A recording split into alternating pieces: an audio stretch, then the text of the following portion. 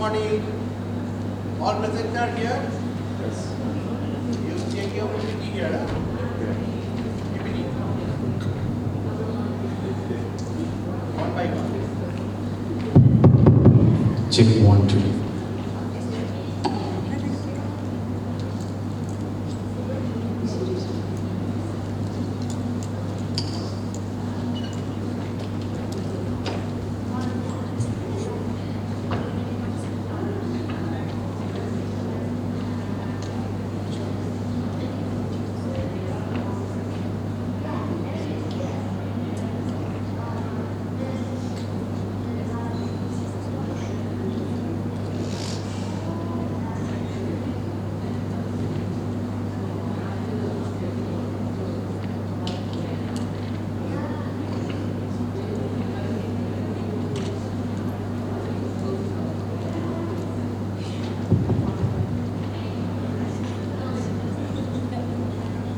Ladies and gentlemen, a very good morning and welcome back to the second day of conference, the second International Conference on Recent Advancement in Sustainable Healthcare.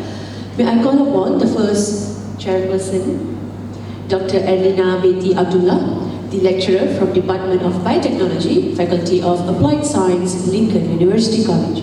Ladies and gentlemen, Dr. Erlina is a lecturer in the Department of Biotechnology, Faculty of Applied Science. So she has received her PhD degree in Science Biotechnology from University Malaya. Adding on, she has an industrial experience working in an institute of medical research dealing with several biomedical equipment such as flows, cytometry, for a few research programs related to COVID-19. Ladies and gentlemen, Dr. Erlina.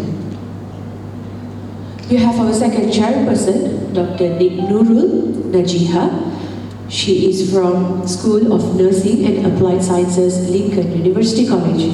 Dr. Najiha is a distinguished academic professional, currently serving as a full-time lecturer at Lincoln University College. She holds a PhD in molecular medicine from UNISA, a master's degree in bioprocess engineering from UTM, and a bachelor degree in biomedical science from UIA. And ladies and gentlemen, please welcome Dr. Nurul Najiha. The floor is yours.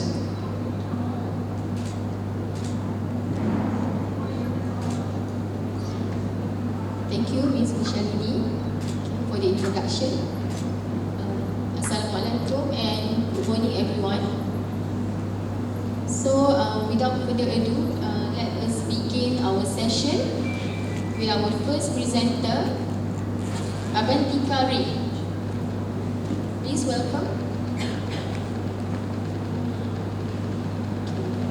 Maybe is she around? Move to her.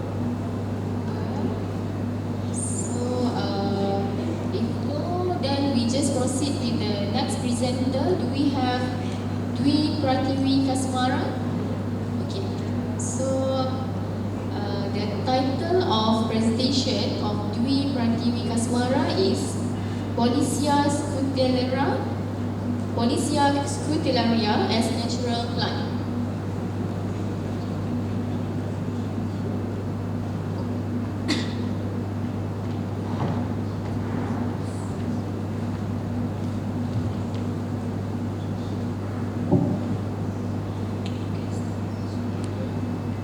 Assalamualaikum warahmatullahi wabarakatuh.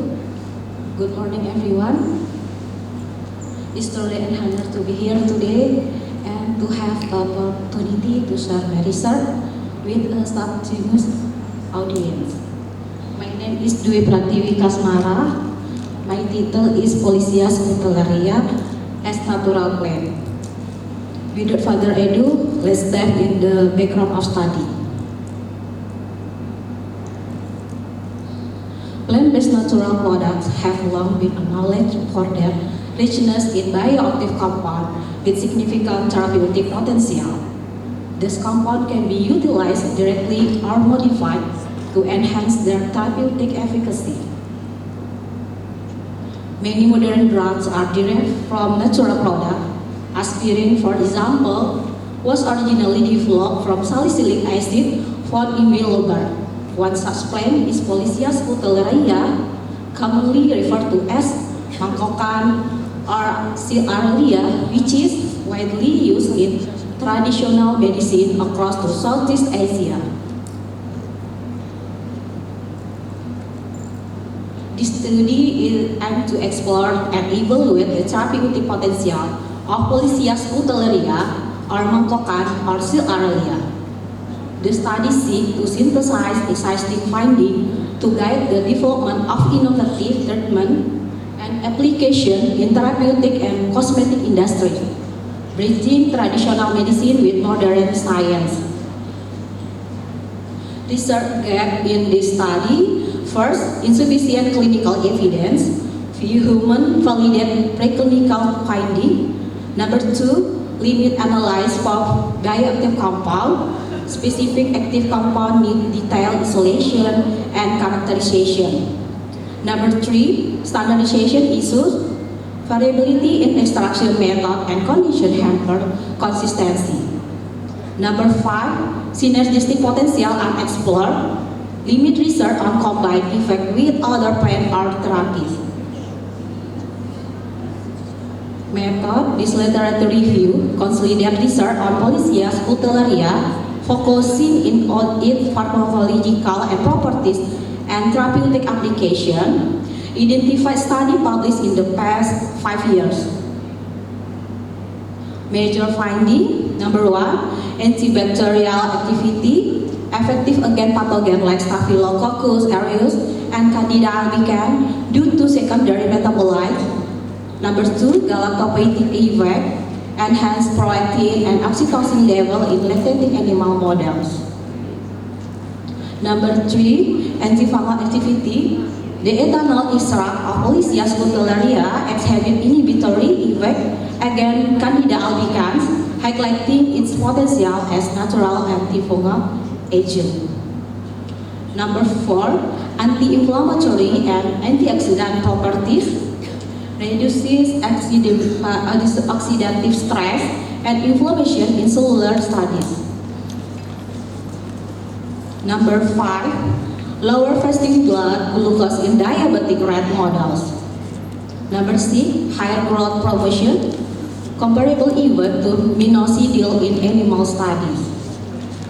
And the last one is anti-cancer potential, so inhibitory effect on the BCL2 protein, significant in cervical cancer.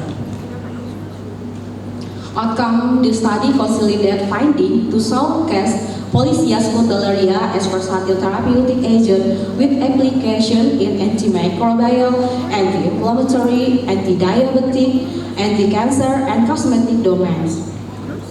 Key outcomes include identifying bioactive compound, understanding mechanism of action, and validating traditional medicinal use.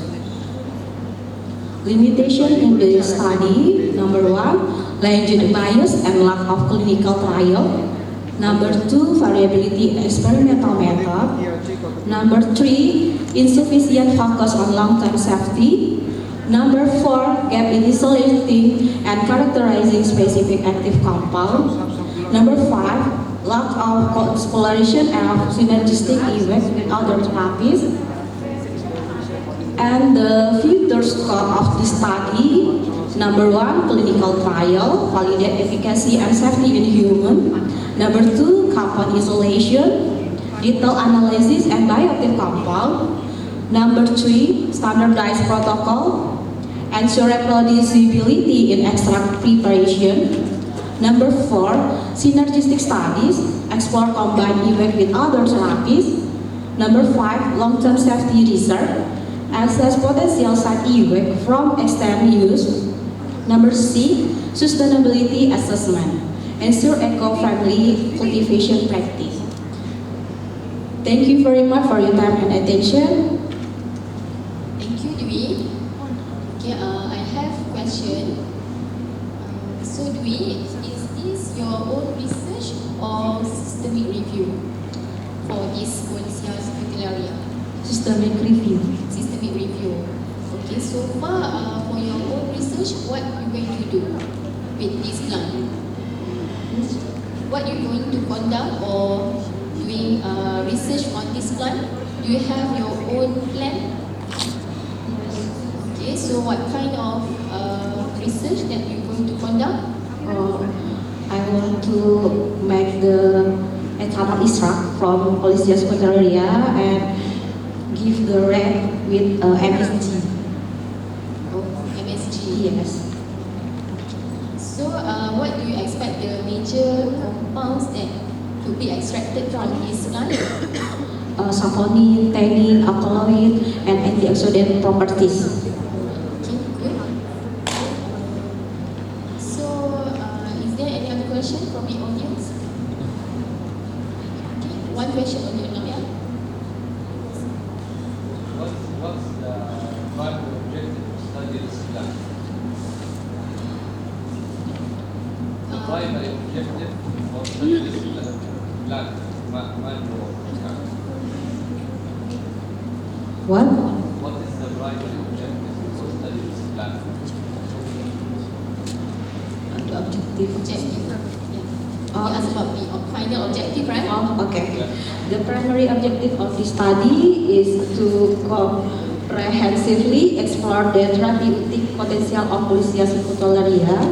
The research especially focused on examining in antibacterial, anti-inflammatory, galactopoietic, and antioxidant properties, examining along with notable pharmacological effects such as promoting hair growth, treating cancer, and managing diabetes. Thank you. Thank you, Dwi. Okay.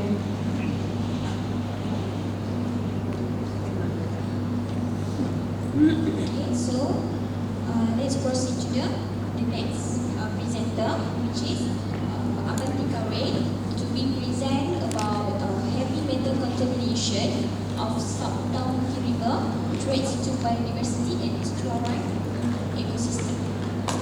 You can proceed.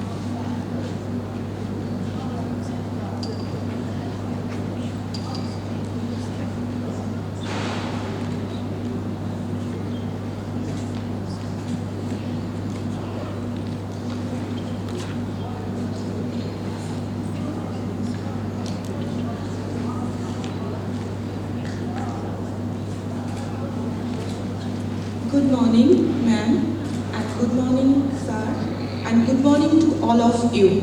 My name is Avantika Ray, and my study is heavy metal contamination of Saptamukhi River, threats to biodiversity and estuarine ecosystem. The Saptamukhi River is a very important tidal, spatial, and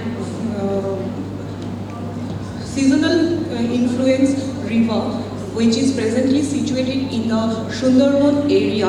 The Sundarban area is the presently in the South Chobbish Pargana of West Bengal in India. This river uniqueness is it's also called a brackish water ecosystem. This brackish water ecosystem also supports the estuarine ecosystems, that mainly the mangrove species, aquatic animals, and also the holophilic animals. This area is highly under risk due to the different type of pollution. In my study, I have only mentioned the late contamination. The late contamination, which is specially comes from the cargo ship. That ship carried the fly ash, which is secreted from the different thermal power station. And due to this, the river is very much polluted by the fly ash, and the final detection is on the lake. This is the background study, which I have already mentioned in my introduction.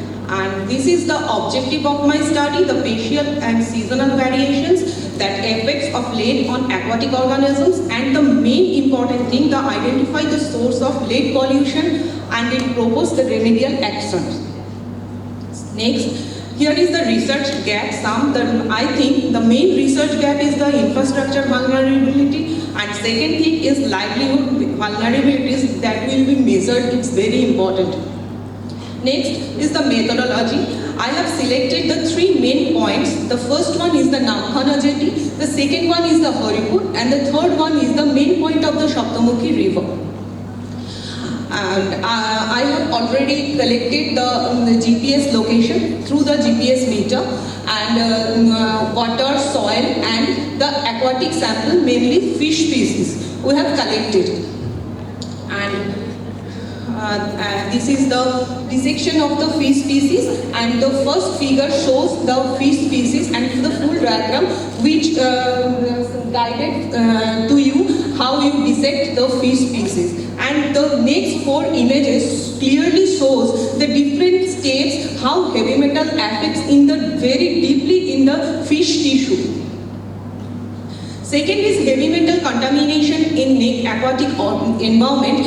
In this area, I have used some methods such as atomic absorption spectroscopy, which is used for the heavy metal detection, flame photometry, which is used for the soil heavy metal detection, and fish process tissue damage, biomarker identification that have we used in this study. Analytical techniques for water sample collection time, we have used the Niskin sampler and the soil sampler for the sediment collection, and fishing net or plankton net for the biological species, that means aquatic species and plankton, phyto and zooplankton. And major findings, after all the process, I have counted some major area: pH, DO, BOD, salinity, temperature, nitrate, conductivity, TS and turbidity. And here I am used the fold decretion and incretion method, which describes the how much differentiation will be analyzed in different seasons. Just for example, first season is some point, and the second season has some point. Through the decrease method, I have calculated how much it will decrease and how much it will increase. So I have used this process to identify the decretion value and incretion value of the contamination. And the final table shows here the lead contamination. In station 1, the lead contamination is showing much better, and it's really harmful for the aquatic animals and the human health, the people who are located and dependent on this aquatic body. And here is BOD, salinity, temperature, all are showing in pre-monsoon seasons, which is little bit harmful for the all ecosystem. And actually the river did not have any fixed permissible limit, so I have compared from the drinking water limit, which was published by WHO, US EPA, ISI and CPCB. CPCB and ISI both are Indian government standard. So from this table I have compared the river has a lead effect on the ecosystem, the water, the soil and all the ecosystem. And from this study, the main outcomes is essential baseline data on the lead contamination, and key recommendation which agricultural runoff, regulating seep activities. It is very much important because the seep has been polluted the river. And my study conclusion is that, and this area also needs too much study, because I have mentioned only 3 stations. If there are all many stations, I have to watch or research on the areas very much. So my study conclude that station 1 pose risks to the aquatic organisms and also the that area's human health. And seasonal change is very much important that areas. That's why I have mentioned the turbidity, salinity, pH, and all the general measure. And finally, to support or to save these ecosystems, we need to stop the seep activities and biodiversity conservation. Thank you, ma'am.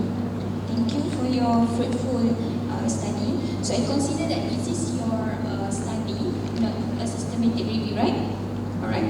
So I want to know for the first, what are the reasons you choose Sabta Muhi River, and what are the primary sources of heavy metal that you found? Ma'am, primary source is the sheep activity, cargo sheep activity, because the Sundarban area there is a 2 to 3 thermal power station. From that thermal power station, the sheep carries fly ash from the different regions. Mainly the reason is cement production. So they carry the fly ash through this water body. That's why the main reason the water body is polluted by the heavy metals.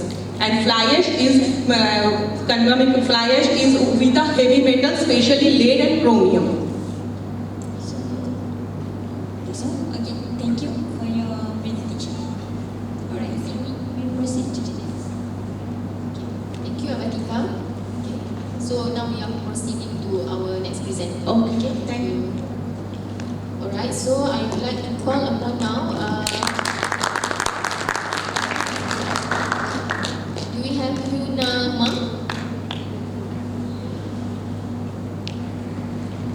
Okay, so the title of her presentation is The Impact of Acupuncture and Acupoint Zone 1 and Zusanli on Intestinal Microbiota, Serum Neurological Related Cytokines, and Therapeutic Efficacy in Chronic Atrophic Gastritis.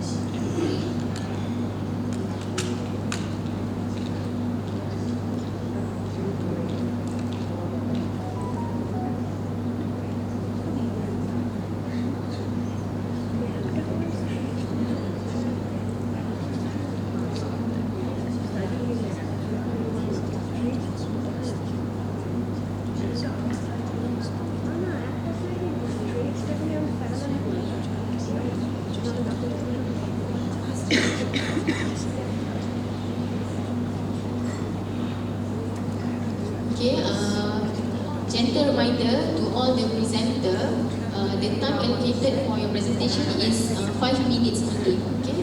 And then just 1 or 2 minutes for Q&A session, alright? Okay, so now we are proceeding with Ms. Maya. Good morning, everyone. I'm Ma Huina, a PhD student in traditional Chinese medicine in Lincoln University College. And today I will present my research on the impact of acupuncture and acupoint Zhongwan and Zhusanli on intestinal microbiota, serum neurological related cytokines, and therapeutic efficacy in chronic atrophic gastritis. And next, I will present my content in 4 parts. 1 is research purpose, 2 is research gap, 3 results and discussion, 4 limitation and improves. Part 1 research purpose.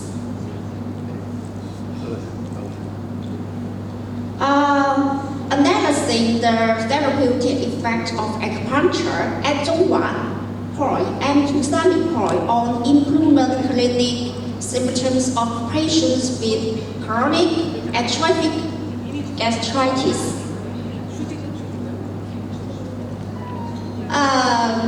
Research purpose B, analyzed effect of acupuncture at Zhongwan and Zhusanli on intestinal flora, neural-related cytotypes, and therapeutic efficacy for chronic atrophic gastritis.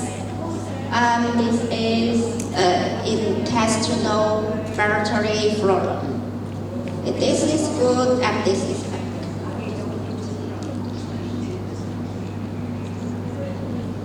A part 2 research gap. The data show that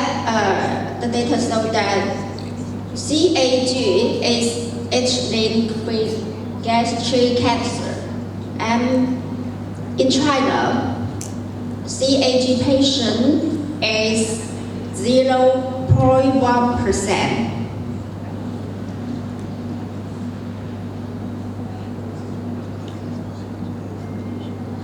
A research gap in history and roles of acupuncture in treating digestive disease and its value of green therapy.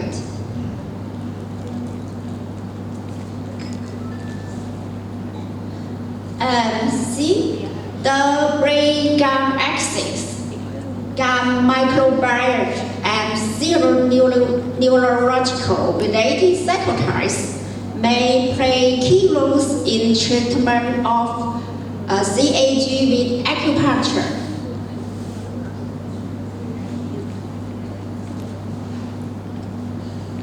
The last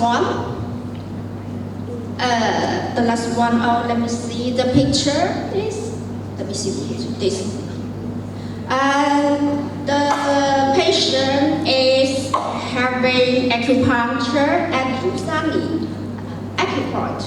This.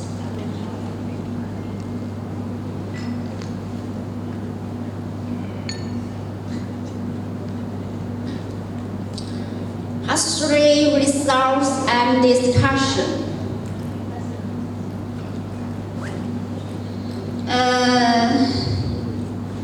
We divide the patient into 4 groups. 1, A group, Western medicine group role. B group, Western medicine combined with acupuncture at Zhongwan acupoint group.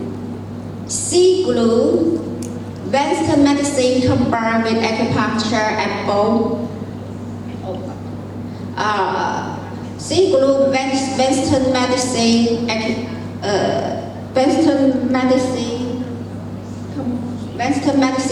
combined with acupuncture at Zhongwan acupoint group. C group, Western medicine combined with acupuncture at Zhusanli acupoint group. D group, Western medicine combined with acupuncture at both Zhongwan and Zhusanli acupoint group. We divided the patient in 4 groups.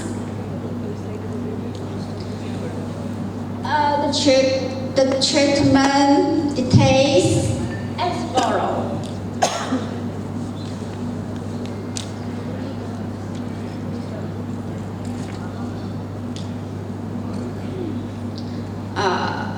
Let me see the picture. Zhusanli acupoint is here, and Zhongwan acupoint is here.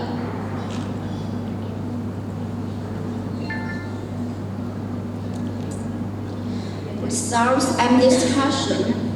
Let me see table 1. The comparison of baseline characteristics between 4 groups, like age, gender, BMI, duration of illness, smoking, drinking, and HP.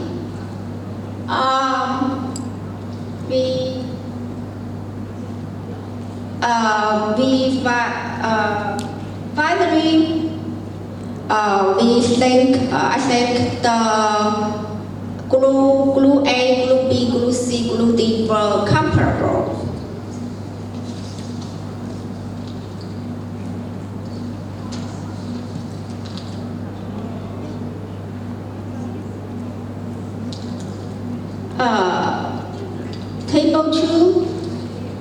Table 2 comparison of intestinal microbiome analysis between 4 groups.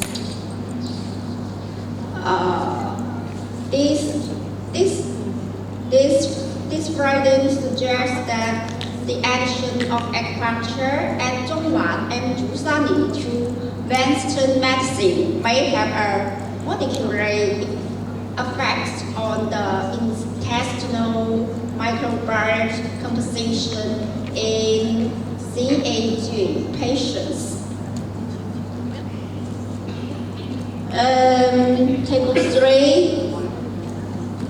Table 3, serum neurological related cytotypes.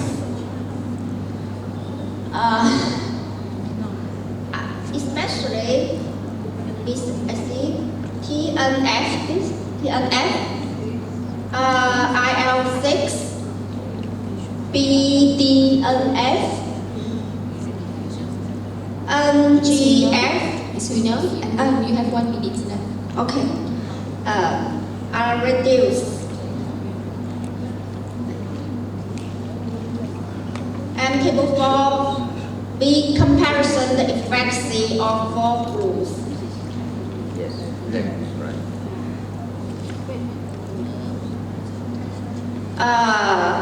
The conclusion is that acupuncture at Zhongwan and Zhusani acupoints can improve gut health, lower inflammation, and enhance treatment results for chronic for CAG patients. The limitations as follows.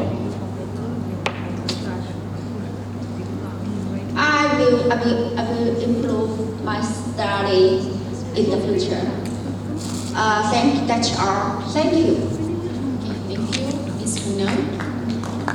So, is there any question from the floor?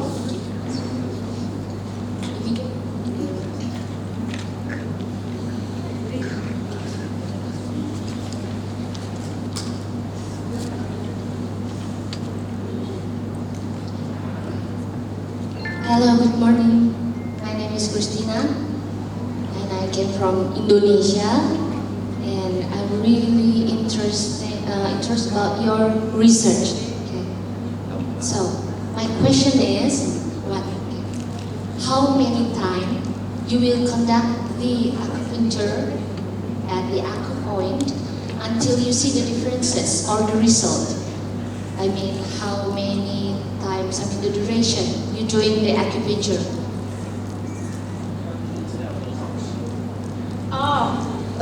One, and the second one is about the patients. You said that the patient with chronic atrophic gastritis, right? Is it okay to do this method, the acupuncture on the acupoint, for the patient CAD but with the comorbid?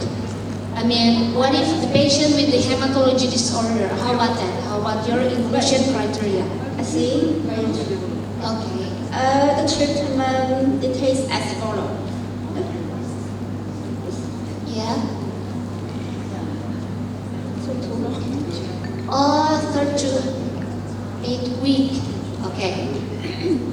And how about if the patient have the blood disorder or hematology disorder? Is it okay to do the acupuncture itself? Pardon me, because I don't know about this acupuncture, but it's very interesting. How many per patient?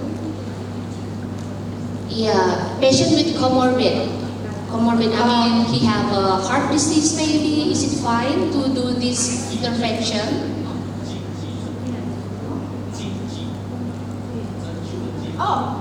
禁忌forbidden food, eat too much, and too cold, too hot, and too nervous, never. Okay. And the last question, from your title and for your research, how you measure the serum neurological related cytokines, the biomarker? I mean, how you will measure it? Is it the laboratory results or whatsoever? I mean, how do you measure your cytokines related in it? The serum neurological. Thank you.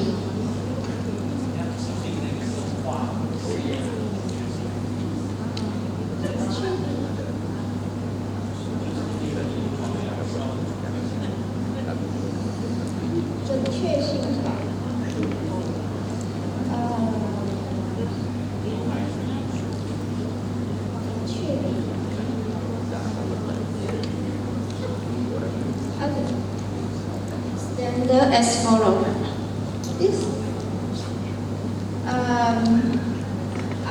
This is good question, and the results and discussion as follows: table 1, table 3, table 2, table 3, and table 4. Thus, I will come back to the standard. Okay. So maybe for further discussion, maybe you can just approach Ms. Mina later on. Okay. All right. Thank you. So we proceed.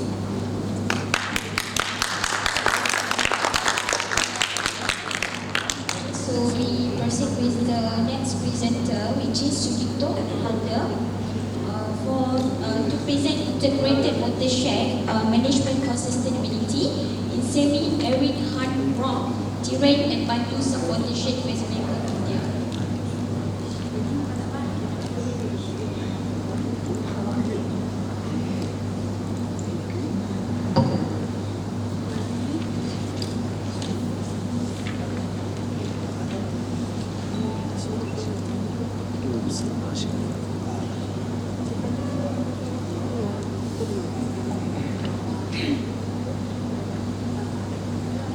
Myself, Sugito Halder. My topic is has it 225.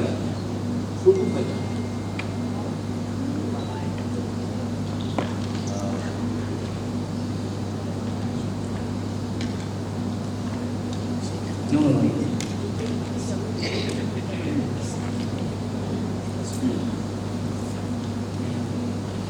This one.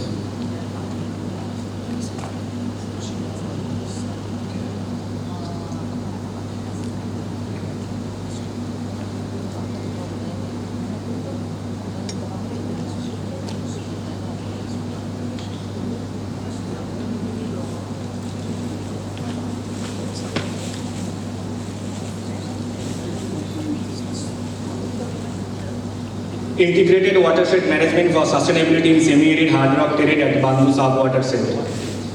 So, watershed management. Watershed management is a participatory approach to guide, organize and sustainable use of soil, water and forest resources without negatively affecting other natural resources. In Indonesia, Malaysia, there is an evidence that soil land policymakers, they are increasingly recognizing the importance of integrated watershed management. This is my study area. The present study focuses on Bantu sub-watershed. This is essentially controlled by different lithological units, among which Chotanagpur granitic gneiss is the most dominant lithological unit. Chotanagpur granitic gneiss is the complex comprises of both black and white colored alternative bands. So black colored bands are composed of biotite crystals, while white colored bands are composed of biotite and quartz and feldspar. So this causes differentiate weathering, groundwater tables are falling, forest areas has been cut down to make a way for agriculture, most of the farmlands are rain-fed. This makes it imperative that the holistic approach is the only way that will lead to total success, and that's why need for integrated watershed management. Integrated watershed management is a function of soil, water and forest resources. The objectives, it has been classified into two categories, main objective and sub-objectives. These are the photographs of primary field survey. So critical watershed prioritization is an initial and fundamental stage of watershed management, and this is directly linked to Sustainable Development Goal number 3 and 6. So morphometric parameters, linear, aerial and relief parameters have been explained in a tabular format with proper references, and a correlation heat map which shows that the stream length ratio is highly negatively correlated with dissection index, bifurcation index and average length of overland flow and constant of channel maintenance. And principal component analysis also shows that stream length ratio and bifurcation ratio load significant load to the component number 1.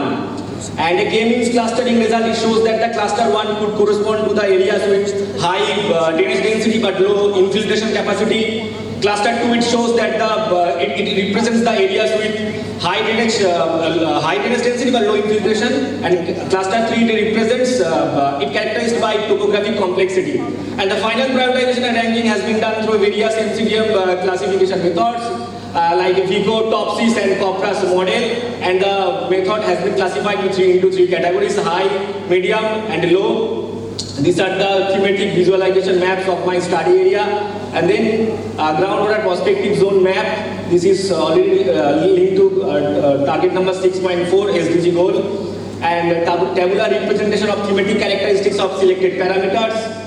AHP model and selection of weighted overlay method. A groundwater prospective zone map has been prepared, and the normalized pairwise comparison matrix, it shows that the land use land cover has the maximum weight among all in the study, and the consistency ratio is 0.006159. So weightage, so conditioning factors weights are accepted. These are the thematic visualization map of conditioning factors. And this is the final map of groundwater prospective zone map. And the pie diagram shows that the only 1% is categorized as excellent category groundwater. And this model has been validated through groundwater field survey as indicated by ROC CAR. The observed AUC value is 0.86. That means 86% cases it could be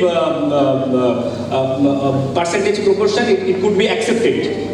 And the hydrogeochemical investigation, for hydrogeochemical investigation, data were taken from dark well, tube well and submersible pump, and a descriptive statistical analysis has been done and with intercorrelationship matrix. Piper, Gibbs, Weller, Donets, USSL and Wilcox diagram have been prepared. These are the graphical representations of hydrogeochemical investigation. And applied techniques for irrigation suitability parameters. So it shows that the USSL classification, majority of the soil samples and water samples are fall into the category of moderate level of electrical conductivity and low level of sodium absorption ratio. 22.85% of groundwater sample classified as unsuitable category based on residual soil carbonate. 5.71% groundwater sample categorized as doubtful category based on sodium soluble SSP.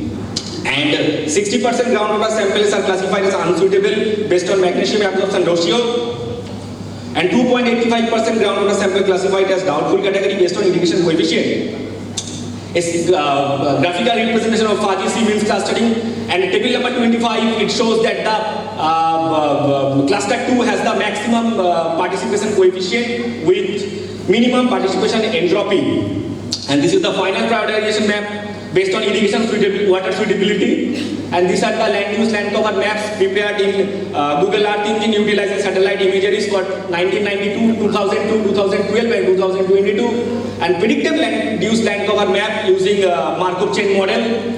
And the last is forest fragmentation analysis, forest cover dynamics maps were prepared for 2003 and 2023 in Google Earth Engine utilizing satellite imageries based on various remote sensing indices. And these are the forest fragmentation indices for 2003 and 2023. And graphical representation of mean NDVI for Kharif season, Rabi season, and the forest disturbance index is 0.02 to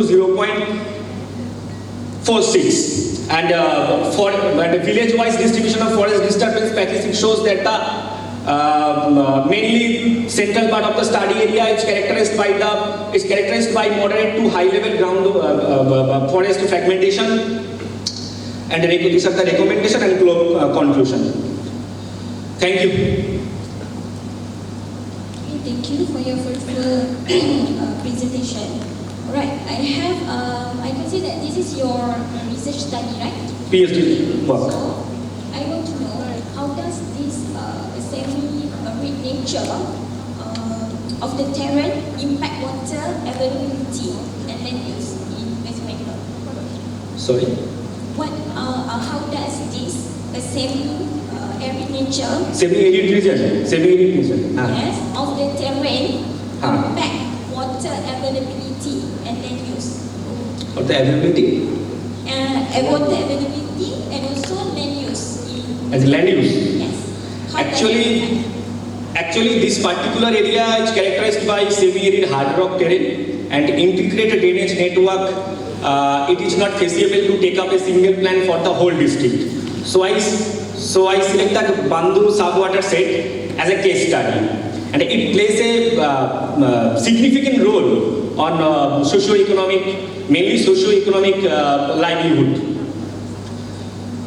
and with a complex nature. So is there any major challenge you faced while doing the research? Data unavailability, primary survey. Alright, thank you for your... Thank you very much. Alright, so let's call upon Tan Darmo, our next presenter. So her title, the topic today is optimization of maximizing TPC content in spray-dried dandelion extract powder using decoction and UAE extraction techniques.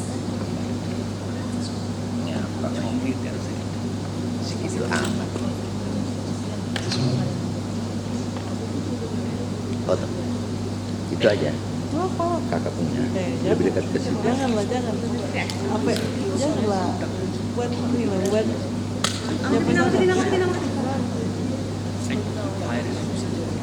Good morning, everyone. Today I'll be presenting our research titled Optimizations of the Maximizing Total Phenolic Content in Spray-Drying Dandelion Extract Powder, focusing on using decoctions and the ultrasonic assisted extraction techniques. Let's begin. The main objectives of our study were to compare decoctions and the ultrasonic assisted extractions methods to maximize the total phenolic content in dandelion extracts. Additionally, we aim to optimize the spray drying conditions to produce the stable powders and explore the potentials of ultrasonic assisted extractions for commercial production skills. Despite the